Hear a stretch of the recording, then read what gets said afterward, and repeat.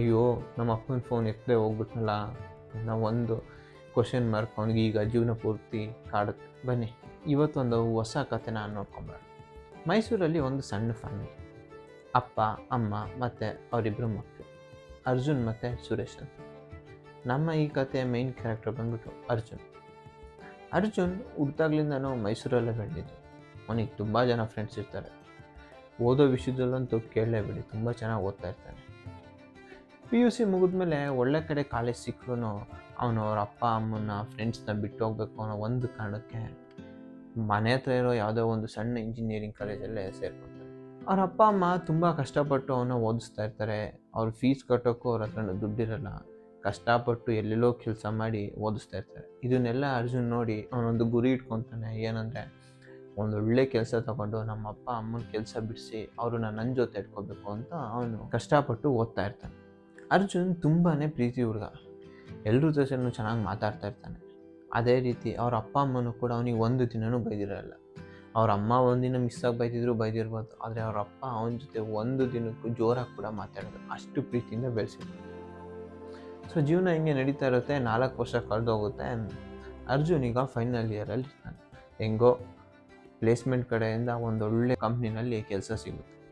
ಆದರೆ ಅರ್ಜುನ್ ಈ ಕೆಲಸಕ್ಕೆ ಹೈದ್ರಾಬಾದ್ಗೆ ಹೋಗ್ಬೇಕಿರುತ್ತೆ.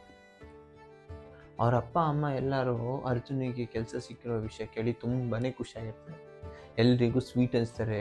ನೆಂಟರಿಗೆಲ್ಲ ಫೋನ್ ಮಾಡಿ ಎಲ್ಲ ಹೇಳ್ತಾ ಇರ್ತಾರೆ, ನನ್ನ ಮಗನಿಗೆ ಒಳ್ಳೆ ಕಡೆ ಕೆಲಸ ಸಿಕ್ತು, ಹೈದ್ರಾಬಾದಲ್ಲಿ ಒಳ್ಳೆ ಪ್ಯಾಕೇಜ್ ಸಿಕ್ತು. ಆದರೆ ಅರ್ಜುನಿಗೆ ನಾವು ಹೇಳ್ದಂಗೆ ಅವನಿಗೆ ಹೋಗೋಕ್ಕೆ ಮೊದಲೇ ಇಷ್ಟ ಆಯಿತು. ಆದರೂ ಅವನು ಅಂದ್ಕೊಂಡಂಗೆ ಒಂದೊಳ್ಳೆ ಪ್ರಮೋಷನ್ ತೊಗೊಂಡು ಒಂದೊಳ್ಳೆ ಪ್ಯಾಕೇಜ್ ತೊಗೊಂಡು ಅವ್ರ ಅಪ್ಪ ಅಮ್ಮನ ಇಲ್ಲಿ ಕೆಲಸ ಬಿಡಿಸಿ ಅವನ ಜೊತೆ ಇಟ್ಕೋಬೇಕು ಅನ್ನೋ ಒಂದು ಆಸೆ ಇಟ್ಕೊಂಡು ಅವನು ಹೈದ್ರಾಬಾದಿಗೆ ಹೋಗ್ತಾನೆ. ಹೈದ್ರಾಬಾದ್ ಹೋಗಿ ಸ್ಟಾರ್ಟಿಂಗಲ್ಲಿ ಅವನಿಗೆ ತುಂಬಾ ಕಷ್ಟ ಆಗ್ತಾ ಇರುತ್ತೆ. ಯಾಕಂದರೆ ಮನೇಲಿ ಬಿಸಿ ಬಿಸಿಯಾದ ಊಟ ಮಾಡ್ತಾ ಇರ್ತಾನೆ. ಯಾವುದೇ ರೀತಿ ತೊಂದರೆ ಇಲ್ಲ. ಅಲ್ಲಿ PG ರೊಟ್ಟಿ ತಿಂದು ಅವನಿಗೆ ಬೇಜಾರು. PGಯಿಂದ ಆಫೀಸಿಗೆ ಸ್ವಲ್ಪ 1 ಕಿಲೋಮೀಟ್ರ್ ನಡಿಬೇಕಾಗಿರುತ್ತೆ. ಆದರೆ ಇಲ್ಲಿ ಮನೇಲಿದ್ದಾಗ ಅವ್ರ ಅಪ್ಪ ಅವನ ಡೈಲಿ ಅವನ್ನ ಮನೆಯಿಂದ ಬಸ್ ಸ್ಟಾಪಿಗೆ ಬಿಡ್ತಾಯಿದ್ರು. ಬಸ್ ಹತ್ಕೊಂಡು ಕಾಲೇಜ್ ಹೋಗ್ತಾನೆ. ಈಗ ಅವನು ಅಷ್ಟು ದೂರ ನಡಿಬೇಕಲ್ಲ, ಎಲ್ಲ ಅವ್ರ ಅಪ್ಪ ಅಮ್ಮನ ನೆನಪಿಸ್ಕೊಂಡು ದಿನ ಬೇಜಾರಲ್ಲೇ ಇರ್ತಾನೆ. ಸೊ ಹಿಂಗೆ ಬೇಜಾರಾದಾಗೆಲ್ಲ ಅವ್ರ ಅಪ್ಪ ಅಮ್ಮನಿಗೆ ಫೋನ್ ಮಾಡಿ ವಿಡಿಯೋ ಕಾಲ್ ಮಾಡಿ ದಿನಕ್ಕೆ 1-2-3 ಸಲ ಮಾಡಿ ಮಾತಾಡ್ತಾರೆ. ಹಿಂಗೆ ಜೀವನ ಹೋಗ್ತಾ ಏನಾಗುತ್ತೆ, ಅರ್ಜುನ್ ಲೈಫಲ್ಲಿ ತುಂಬ ಬ್ಯುಸಿ ಆಗಿಬಿಡ್ತಾನೆ. ಕೆಲಸ ದುಡ್ಡು ಮಾಡಬೇಕು, ಪ್ರಮೋಷನ್ ಅನ್ನೋ ಒಂದು ಥರ ಇಟ್ಕೊಂಡು ತುಂಬಾ ಬ್ಯುಸಿ ಆಗ್ತಾನೆ. ಅವನವ್ರ ಮನೆಗೆ ಫೋನ್ ಮಾಡೋದೇ ಮರ್ತೋಗ್ತಾನೆ. ಊರಿಗೂ ಕೂಡ ಅಷ್ಟೇ. ಒಂದು ಸಲ ಅವನು ಮೈಸೂರಿಂದ ಹೈದ್ರಾಬಾದಿಗೆ ಬಂದಿದ್ದಷ್ಟೇ. ಅದಾದಮೇಲೆ ಅವನು ಊರ ಕಡೆ ತಲೆನೂ ಆಗ್ತಾನೆ. ಮುಂದಿನ ವಾರ ಹೋಗೋಣ ಅಂತ ಹೇಳ್ತಾ 3 ವರ್ಷ ಆಗಿದೆ. ಫೋನ್ ಮಾಡೋದು ಕೂಡ ಮರ್ತಿದ್ದ. ಅವರಪ್ಪ ಅಥವಾ ಅವ್ರ ಅಮ್ಮ ಕಾಲ್ ಮಾಡಿದ್ರು, ಬರೀ ಊಟ ಆಯಿತಾ, ತಿಂಡಿ ಆಯಿತಾ, ಏನು ಮಾಡ್ತಾಯಿದ್ದಿಲ್ಲ, ಇಷ್ಟೇ ಮಾತಾಡ್ತಿದ್ರು. ಅಥವಾ ಬೇರೆ ಯಾವ ವಿಷಯನೂ ಮಾತಾಡ್ತಾ ಇರಲಿಲ್ಲ. ಅದು ಅವ್ರ ಅಮ್ಮನೇ ಜಾಸ್ತಿ ಕಾಲ್ ಮಾಡ್ತಾಯಿದ್ರು. ಅವರಪ್ಪ ಯಾವತ್ತೂ ಅವನಿಗೆ ಫೋನ್ ಕೂಡ ಮಾಡ್ತಾ ಇರಲಿಲ್ಲ. ಹಿಂಗೆ ದಿನಗಳು ಕಳೀತಾ ಒಂದು ದಿನ ಸಂಜೆ 4 ಗಂಟೆಯಲ್ಲಿ ಅರ್ಜುನ್ ಅವನ ಫ್ರೆಂಡ್ಸ್ ಜೊತೆ ಕಾಫಿ ಕುಡಿತಾ ಕೂತಿರ್ತಾನೆ. ಯಾವುದೋ ಒಂದು ಫೋನ್ ಬರುತ್ತೆ. ಅರ್ಜುನ್ ಪಾಕೆಟಿಂದ ಫೋನ್ ತೆಗೆದು ನೋಡ್ತಾನೆ. ಅದು ಅವ್ರ ಅಪ್ಪನ ಫೋನ್ ಆಗಿರುತ್ತೆ. ಅರ್ಜುನ್ ಏನು ಮಾಡ್ತಾನೆ, ಅಪ್ಪನೇ ಅಲ್ವಾ ಆಮೇಲೆ ಮಾಡೋಣ ಅಂತೇಳಿ ಫೋನ್ನ ಸೈಲೆಂಟ್ ಮಾಡಿ ಟೇಬಲ್ ಮೇಲೆ ಇಡ್ತಾನೆ. ಟೇಬಲ್ ಮೇಲೆ ಇಟ್ಟು ಅವ್ನ ಫ್ರೆಂಡ್ಸ್ ಜೊತೆ ಎಂಜಾಯ್ ಮಾಡ್ತಾನೆ. ಇದಾದಮೇಲೆ 1 ಗಂಟೆ ನಂತರ ಅವನಿಗೆ ನೆನಪಾಗುತ್ತೆ ಅವ್ರ ಅಪ್ಪ ಕಾಲ್ ಮಾಡಿರ್ತಾನೆ. ಮತ್ತೆ ಫೋನ್ ತೆಗೆದು ನೋಡ್ತಾನೆ. ಅವನ ತಮ್ಮ ಇವನಿಗೆ 3 ಸಲ ಕಾಲ್ ಮಾಡಿರ್ತಾನೆ. ಇವನು ಗಾಬರಿಯಾಗಿ ಅವನ ತಮ್ಮಂಗೆ ಮತ್ತೆ ಕಾಲ್ ಮಾಡಿ ಏನಾಯಿತು ಅಂತ ಕೇಳ್ತಾನೆ. ಅದಕ್ಕೆ ಅವನ ತಮ್ಮ ಹೇಳ್ತಾನೆ, ಅಣ್ಣ ಅಪ್ಪ ಇನ್ನಿಲ್ಲ, ಅಪ್ಪಂಗೆ ಹಾರ್ಟ್ ಅಟ್ಯಾಕ್ ಆಯಿತು, ಬೇಗ ಬಂದುಬಿಡುತ್ತೆ. ಅರ್ಜುನ್ಗೆ 1 ಸೆಕೆಂಡ್ ಕರೆಂಟ್ ಶಾಕ್ ಹೊಡೆದಂಗೆ ಆಗುತ್ತೆ. ಅಯ್ಯೋ ನಮ್ಮ ಅಪ್ಪನ ಫೋನ್ ಎತ್ತಲೇ ಹೋಗ್ಬಿಟ್ನಲ್ಲ ಅನ್ನೋ ಒಂದು ಕ್ವಶನ್ ಮಾರ್ಕ್ ಅವನಿಗೆ ಈಗ ಜೀವನ ಪೂರ್ತಿ ಕಾಡುತ್ತೆ. ಸೊ ಅದಾದ ಮಾರನೇ ದಿನ ಅವನು ಹೈದ್ರಾಬಾದಿಗೆ ಹೋಗ್ತಾನೆ.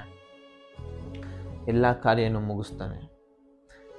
ಕಾರ್ಯನೂ ಮುಗಿಸಿ ರಾತ್ರಿ ನಕ್ಷತ್ರ ನೋಡ್ತಾ ಮಲಗಿರ್ತಾನೆ. ಅವ್ರ ಅಮ್ಮ ಅದೇ ಟೈಮಿಗೆ ಬಂದುಬಿಟ್ಟು, ಅರ್ಜುನ್ ನಾನೇ ನಿಮ್ಮ ಅಪ್ಪಂಗೆ ಎಷ್ಟೊಂದು ಸಲ ಅವನಿಗೆ ಫೋನ್ ಮಾಡಿ ಮಾತಾಡಿಸಿ ಅಂತ ಹೇಳಿದ್ರು, ಸುಮ್ಮನೆ ನನ್ನ ಮಗ ಕೆಲಸದಲ್ಲಿ ಬ್ಯುಸಿಯಾಗಿರ್ತಾನೆ, ಅವನಿಗೆ ಡಿಸ್ಟರ್ಬ್ ಮಾಡೋಕ್ಕೆ ನನಗೆ ಇಷ್ಟ ಇಲ್ಲ ಅಂತ ಇಷ್ಟೊಂದು ಸತಿ ಹೇಳಿ ಎಷ್ಟೋ ವರ್ಷ ಫೋನೇ ಮಾಡಿ. ಆದರೆ ಸಾಯೋಕ್ಕೂ ಮುಂಚೆ 1 ಸತಿ ಅವ್ರು ನಿನ್ನ ಧ್ವನಿ ಕೇಳಬೇಕು ಅಂತೇಳಿ ಮೇ ಬಿ ನಿನಗೆ ಕರೆ ಮಾಡಿದ್ದಾರೆ ಅನಿಸುತ್ತೆ, ಬಟ್ ನೀನು ಆ ಕಾಲ್ನ ಪಿಕ್ಕೇ ಮಾಡಿಲ್ಲ ಅಂತ. ಇದನ್ನು ಕೇಳಿದ ಅರ್ಜುನ್ಗೆ ಸೀಟ್ಲು ಹೊಡೆದಂಗಾಗುತ್ತೆ. ಇದಾದಮೇಲೆ ಅರ್ಜುನ್ ಮತ್ತೆ ಹೈದ್ರಾಬಾದಿಗೆ ಬಂದುಬಿಟ್ಟು ಕೆಲಸ ಶುರು ಮಾಡ್ತಾನೆ. ಇವಾಗ ಅರ್ಜುನ್ ಬುದ್ಧಿ ಕಲಿತು ಎಷ್ಟೇ ಕೆಲಸದಲ್ಲಿ ಎಷ್ಟೇ ಬ್ಯುಸಿಯಾಗಿದ್ರು ದಿನಕ್ಕೆ ಒಂದು ಸತಿನಾದರೂ ಅವ್ರ ಅಮ್ಮಂಗೆ ಕಾಲ್ ಮಾಡಿ ಊಟ ಮಾಡಿದ್ರ, ಏನು ಮಾಡ್ತಾಯಿದ್ರು ಅಂತ ಮಿಸ್ ಮಾಡದೆ ವಿಚಾರಿಸ್ತಾನೆ.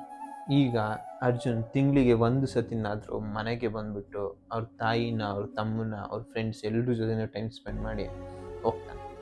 ಈಗ ಅವ್ರ ಅಮ್ಮನ್ನ ನೋಡಿ ಅವ್ನ ಮನಸ್ಸಲ್ಲಿ ಎನ್ಕೊತಾನೆ, ಅಮ್ಮ ಇನ್ಯಾವತ್ತು ನಾನು ಯಾವ ಫೋನು ಮಿಸ್ ಮಾಡಲ್ಲ. ನಾವು ನಮ್ಮ ಜೀವನದಲ್ಲಿ ತುಂಬಾ ಬ್ಯುಸಿಯಾಗಿರ್ತೀವಿ, ಆದರೆ ನಮ್ಮವ್ರಿಗೆ ಅಂತ ನಾವು ಟೈಮ್ ಕೊಡೋಕ್ಕೆ ಟೈಮ್ ಇಲ್ಲ ಅಂದರೆ ಈ ಜೀವನ ಯಾರಿಗೋಸ್ಕರ ನಡೆಸ್ತಾ ಇದ್ದೀವಿ?